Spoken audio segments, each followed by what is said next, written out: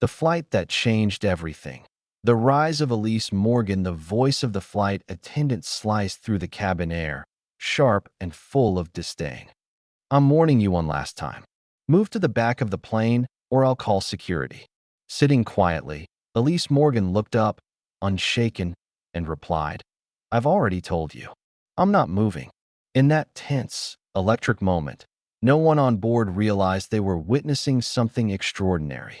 The woman they thought insignificant was, in fact, the owner of the very jet they were seated on. And what unfolded next would forever change the way everyone on that flight understood power, dignity, and respect. The Monarch jet gleamed in the late afternoon sun, its sleek silver body promising a luxurious journey across the skies. Inside, the cabin was equally magnificent. Buttery leather seats, gold accents glinting under soft lighting, and the delicate clink of champagne flutes creating an atmosphere of quiet opulence. Passengers settled in. Some scrolled through their phones.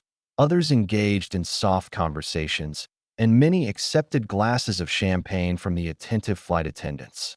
Background music, a soft piano tune, added to the sophistication.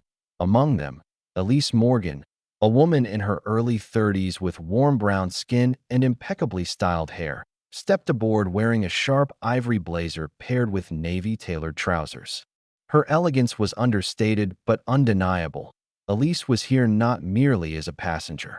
She was returning from finalizing a major acquisition that would grow her already flourishing empire. But no one aboard knew that. Elise never advertised her power. She preferred to move silently.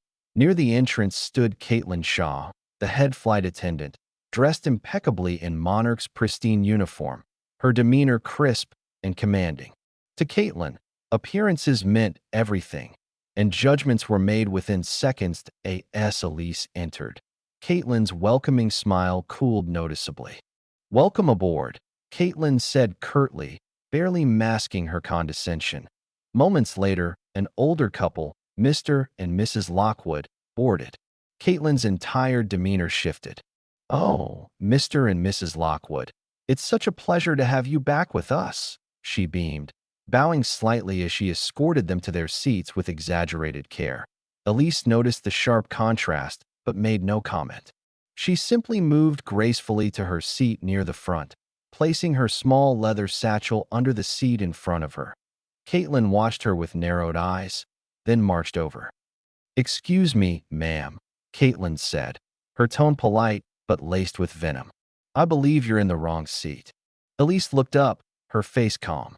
"I'm quite certain this is my seat," she said softly. Caitlin's lips tightened. "This area is for premium passengers only," she snapped. Other passengers began to notice. A woman in a designer tracksuit leaned in for a better look.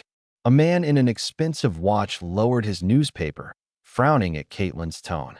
"Perhaps you should check the passenger list," Elise suggested, still unbothered. "I don't need to check anything," Caitlin barked. "I know who belongs up here." The tension in the cabin thickened. Passengers shifted in their seats, whispering among themselves. "If you don't move, I'll have security remove you," Caitlin said loudly enough for the entire cabin to hear. Elise tilted her head slightly. "You're welcome to call whoever you like," she said evenly. "I'm not moving." A gasp rippled through the cabin. The atmosphere was tight, brittle. Mr. Lockwood leaned closer to his wife, whispering something into her ear. Mrs. Whitmore, a known socialite, sneered loudly. "She's probably trying to scam a free upgrade." Caitlin smirked triumphantly at the support. Emily Park, a younger flight attendant standing nearby, looked torn. She shifted nervously, then took a hesitant step toward the flight manifest near the cockpit. But Caitlin's glare froze her in her tracks. "Don't bother," Caitlin snapped. "I have this under control." Elise said nothing more. She simply sat, calm, composed. Mr.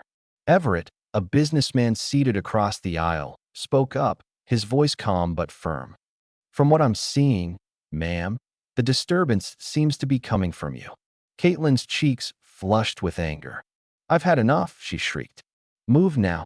When Elise remained unmoving, Caitlin lost control, With a swift, shocking motion, she slapped Elise across the face. The cabin froze. Every pair of eyes widened in horror. Mr. Everett stood up abruptly. Emily covered her mouth in shock. Even Mrs. Whitmore, who had previously sneered, looked pale. Elise sat still, the red mark forming on her cheek, but her posture remained regal. She slowly turned her head to face Caitlin. "You've just made the biggest mistake of your life," she said, her voice like steel wrapped in silk. Passengers murmured. Some pulled out their phones. Others simply watched, riveted. Emily, hands shaking, stepped to the cockpit, pulling out her phone. She made a call in a hushed but urgent voice. Minutes later, the aircraft door opened and two sharply dressed assistants boarded. They moved with purpose, ignoring Caitlin, ignoring the stunned passengers. One of them approached Elise and bowed respectfully. "Ms. Morgan," he said, "everything is prepared." Elise rose gracefully. She turned toward Caitlin, who stood rooted to the floor, her mouth hanging open. "This aircraft, Monarch 458, is owned by Monarch Holdings," Elise said softly, "which, if you'd bothered to check, you would know is owned by me." The words hit the cabin like a physical blow. Silence point one by one. The passengers' eyes turned to Caitlin, judgmental, condemning, disbelieving. The captain appeared, his face grave. "Miss Shaw," he said, "you are relieved of duty."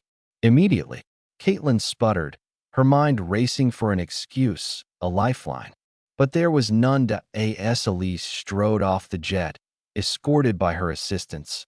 Passengers broke into scattered applause. Even Mr. and Mrs. Lockwood nodded respectfully. In the days that followed, the footage spread across social media like wildfire. News outlets picked up the story. Owner of Monarch Jet humiliated by flight attendant, responds with grace. Elise Morgan's story became a symbol of dignity. She issued a public statement. Respect is not a privilege reserved for the wealthy. It is a right that every human being deserves. True power does not flaunt itself. It speaks softly and moves mountains. Monarch Airlines immediately rolled out new training programs focused on respect and unconscious bias. Elise personally oversaw the changes, ensuring her company would never again be the stage for such arrogance. Caitlin Shaw disappeared from the industry, her name whispered in cautionary tales about pride and downfall. As for Elise, she continued to build her empire, but with a renewed mission, not merely to succeed, but to show the world that true luxury isn't gold-plated service, it's dignity for every soul who walks through the door. And it started with a seat she refused to give up.